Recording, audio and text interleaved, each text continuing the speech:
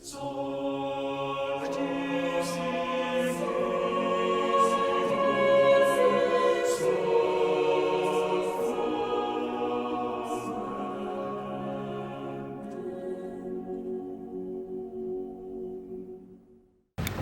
donc la communion trinitaire, le Père et le Fils font un dans l'Esprit, et le Fils reçoit tout du Père, et le Père reçoit tout du Fils. Voilà, c'est ce qu'on appelle une communion. Donc qui est un peu inversé par rapport à ceux qui entendent, dans le récit que nous avons entendu des Actes des Apôtres, de la Pentecôte, ils sont dans la confusion parce qu'ils entendent dans leur propre langue. Donc c'est l'inverse de la communion, la confusion. Voilà. Enfin, ils sont dans un état partagé. Ils sont dans la confusion par rapport à l'inattendu de l'événement, et puis en même temps ils sont dans l'émerveillement. Ça veut dire ils vivent ce contraste peut-être de notre vie spirituelle, à savoir ce monde qui nous paraît un peu instable, difficile, complexe, sans cesse en mouvement, et puis cette confiance et cette force que nous trouvons dans l'esprit. Voilà. Il y a un peu ces deux dimensions-là, et dans les textes de la veille au soir, on nous rappelait justement que nous ne sommes pas tout à fait complètement achevés. Enfin, dans l'esprit, vous n'êtes pas transfiguré complètement. Moi non plus, je vous rassure. C'est pour ça que nous sommes dans la messe le dimanche. Mais nous vivons par saut d'esprit, de puce, un peu, chaque jour. Nous renouvelons par notre prière, ou le dimanche dans les sacrements. Nous vivons ces étapes de la foi pour que l'esprit, peu à peu, renouvelle la face de la terre. C'est ce qui est dit dans le psaume. Tu envoies ton souffle, ils sont créés. Là, Dieu est l'auteur de toutes choses. Dans le Verbe, tout a été fait. Donc, cette création qui est appelée à une naissance, c'était aussi les textes d'hier soir, la création attend la naissance des enfants de Dieu. Et puis le texte nous dit, Dieu envoie son souffle, ils sont créés, et puis ensuite, il semblerait que ça ne dure pas, ils expirent et retournent à leur poussière. Mais tu envoies ton souffle, ils sont créés, tu renouvelles la face de la terre. Donc ça, c'est ce qu'on appelle une transfiguration. C'est pourquoi j'ai encensé, normalement on doit le faire tous les dimanches, mais le Cierge pascal c'est une dernière fois, puisque nous entrons dans le temps ordinaire à partir de demain. Mais le Cierge nous rappelle que Jésus est passé par la croix glorieuse, c'est le linge qu'on a retrouvé dans le tombeau, et puis bien sûr par l'autel du sacrifice. Et pour cela, donc, il a été illuminé dans l'Esprit Saint à la sortie du tombeau. Il souffle sur les apôtres pour leur communiquer son propre fluide spirituel. Donc il faut bien que cette création soit renouvelée, transfigurée, et pour ça, vous savez la réponse, nous faisons offrande. Voilà. C'est ça le principe de notre sanctification au fil du temps. Alors c'est un même programme pour tous, différencié. Le même parce que vous avez vu que l'Esprit descend. Alors, si vous voulez, il faut essayer d'imaginer la scène, un feu qui descend, nous dit-on, et qui se partage en langue de feu. C'est assez proche de l'Eucharistie, un seul pain et puis nous le partageons. Donc ça dit bien que la source est unique, un seul esprit, un seul baptême, une seule foi, un seul Dieu et Père de tous. On reçoit la même convocation, le même appel, et il va se diviser en charismes différenciés. Et c'est ce qui fait la particularité de chacun d'entre nous. Donc nous ne savons pas exactement qui nous sommes, et non, puisque nous sommes en chemin. Nous découvrons sous le regard de Dieu par la force de l'Esprit quelle est ma vocation. Alors pour un grand nombre d'entre nous, nous savons à peu près, nous avons une certaine expérience de la vie par rapport à des enfants, mais ce qui doit nous être révélé n'est pas encore révélé pleinement. Et on accepte cet entre-deux. Ça veut dire que nous sommes dans le monde, c'est les textes de Saint Jean en ce moment, mais pas du monde.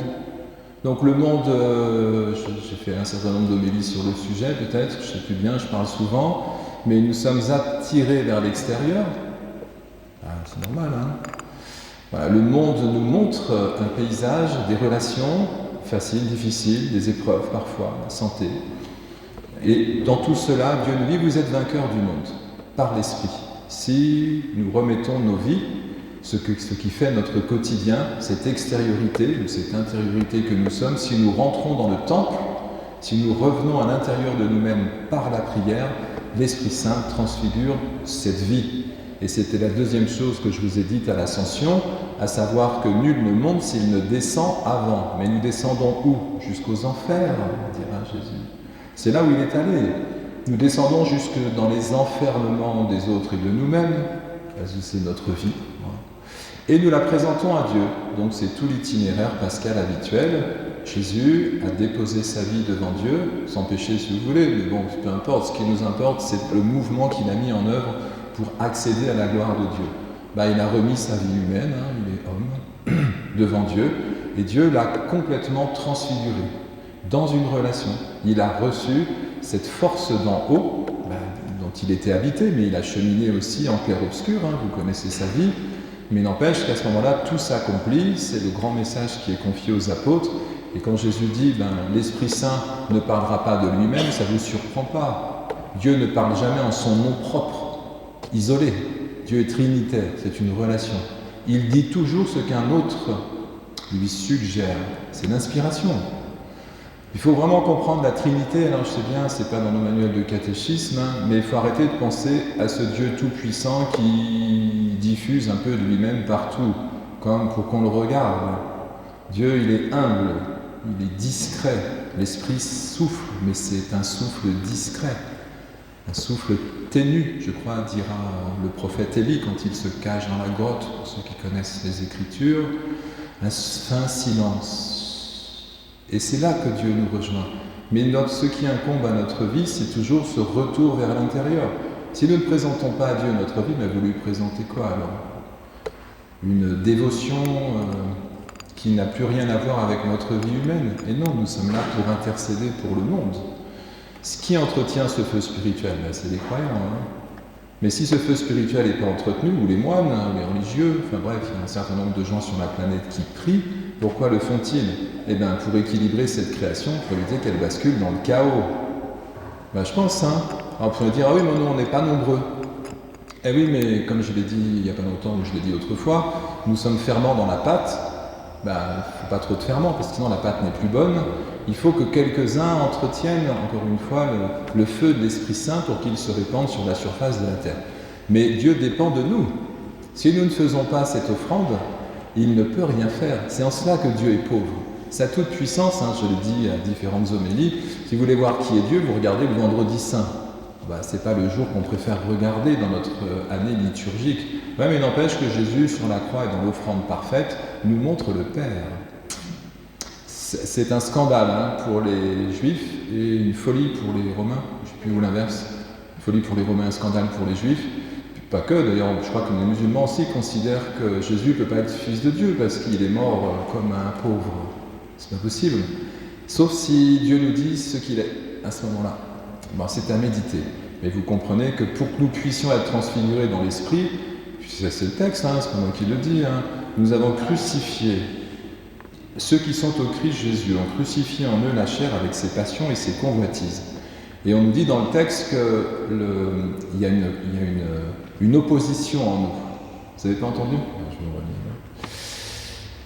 Car des tendances de la chair s'opposent à l'esprit, et les tendances de l'esprit s'opposent à la chair. Il y a un affrontement qui vous empêche de faire ce que vous voudriez. Oui, mais nous sommes fragiles. Et donc, du coup, le problème n'est pas dans la chair, il est dans le fait que nous puissions, à travers nos limites, demander à Dieu de nous aider. C'est encore une transfiguration. Nos limites et notre péché ne sont pas un problème puisqu'ils nous permettent de faire offrande à Dieu.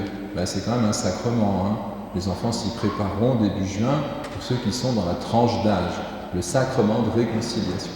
Et je pense que tout est là. Dieu ne nous demande pas, encore une fois, et vous le savez, de réussir le parcours. Il nous dit, vous n'y arriverez pas sans moi. Et nous entrons à ce titre-là par notre foi, mais dans la communion trinitaire et au-delà, universelle. Jésus est avec nous jusqu'à la fin des temps par l'Esprit. Donc je termine, parce que sinon on va parler longtemps.